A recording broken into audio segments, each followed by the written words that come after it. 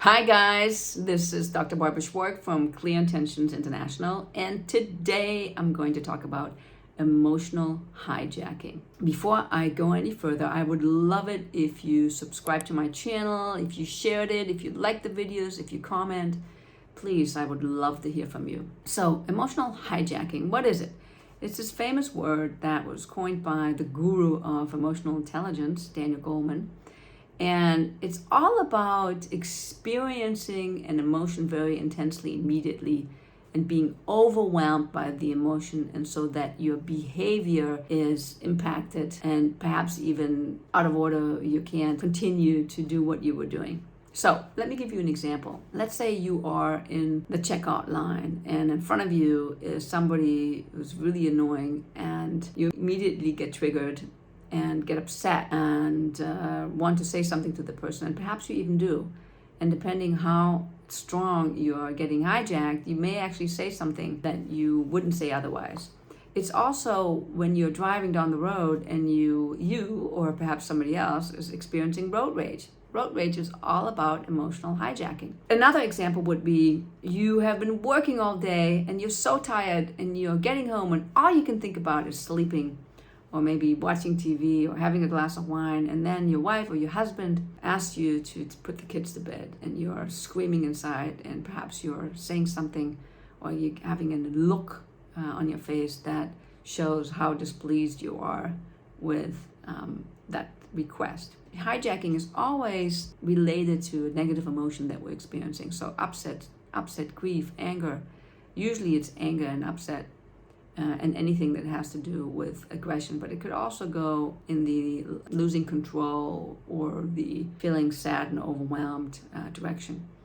It is automatically produced by the limbic and the reptilian part of the brain, meaning the unconscious and subconscious part of the brain. And when we look at it from that point of view, because every emotion that we have is a biochemical chain reaction that is automatic, we actually can't control it.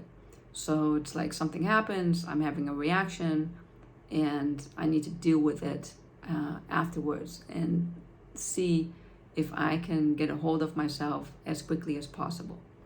So there are a couple things that you can do when you are being emotionally hijacked, and the best thing that you can do is actually experience it quietly inside of yourself, meaning that you resist the urge to say something.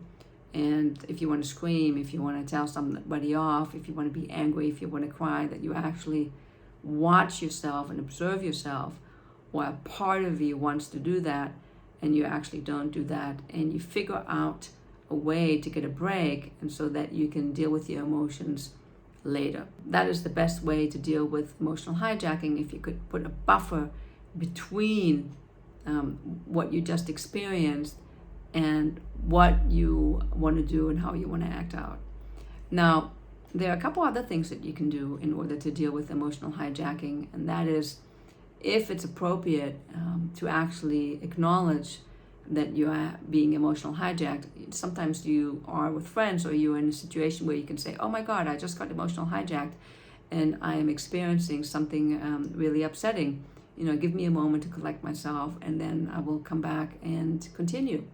Sometimes that is possible. Or sometimes the hijacked feeling is not so intense, and so that you can also acknowledge it and just be with it and just say, oh my God, I feel really overwhelmed right now with all the applause that I'm getting and all the acknowledgement that I'm getting. Just give me a second to be with that, and then I can continue.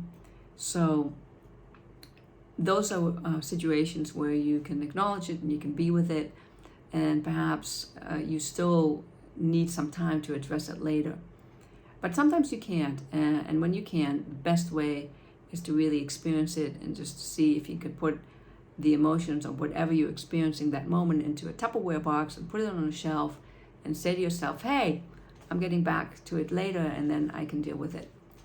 A few other things that you can do in order to prevent emotional hijacking, and this is preventative and has to do with taking care of yourself and taking care of your reptilian system. So emotional hijacking is usually more experienced when we're fatigued and when we're stressed and when we're out of balance. And in order for us to be more balanced, and I include myself into this because I'm still working on this, we want to take care of the basics. The basics are being hydrated, having a good diet, sleeping, being off the screen for a period of time every day, going to bed at a decent hour. Those are all activities that will help your reptilian brain and also your limbic system to be more in a state of balance and a state of peace. When we're tired, the reptilian brain is more active, and so it will more be easier activated when you're looking at doing things that are outside your comfort zone.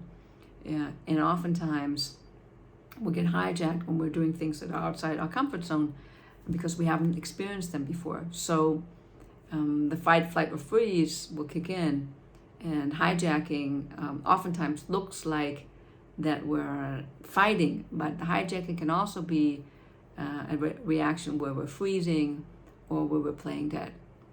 So if you want to have less hijacking, you take care of yourself. And I know it sounds so simple, but just drinking water is something that can make a huge difference for you. Or perhaps having less sugar or drinking less coffee, and doing your best to get more sleep. We sleep in hours or increments of an hour and a half, so you want to either get 6 hours or 7.5 or 9 hours of sleep. This has to do with the circadian rhythms, and the closer we are to those rhythms, the more rest we actually experience. So those are some things that you can do in order to prevent hijacking. Thirdly, one of the things that you can do, you can look at the beliefs that run you, and you can look at what is really deeply motivating you, what is your belief system. So if you are constantly putting yourself into a situation that goes against your belief system, or that's triggering negative belief system, or that's going against your value, that really makes it hard, and it gives us the opportunity to get more hijacked because there's constantly some kind of violation that's happening. So again, it's an opportunity for you to take a look and see, am I actually in an environment, or am I doing, or am I thinking, am I supported by things that are in line with my value system, in line with my goals, and in line with my intentions? And if they're not, is there something that I can do about it? Or can I show up differently? Or is there some acceptance that I need to muster up? Or is there some forgiveness that is needed in order for me to be more balanced? So those are also things that will impact the likelihood for you to be emotionally hijacked. All right, so let me recap. Emotional hijacking, happens to us every day on a different scale. Sometimes it's really small, so we can deal with it, but sometimes it's big. And when it's big, we want to do our best to see if we can put it in a Tupperware container and then deal with it later. If we're in a group where we can actually address it and acknowledge it, and it's appropriate, you might want to see what happens when you do that. And so it'll give you some relief at that particular moment.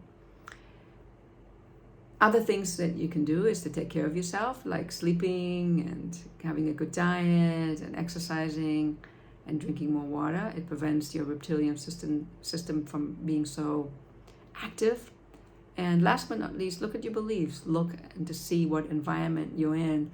Are your values, your wants, your needs, your intentions, your goals, are they in line with what you're actually experiencing and what you're actually working on? And if not, see what you can do about it. Even the tiny, tiny, tiny, tiny little change can make a big difference. Okay, that's all I have to say about emotional hijacking for today. If you have more questions about it, as always, get in touch with me. I'm happy to talk to you about it and help you figure out what you can do in order to eliminate getting emotional hijacked. Have a great day and take care.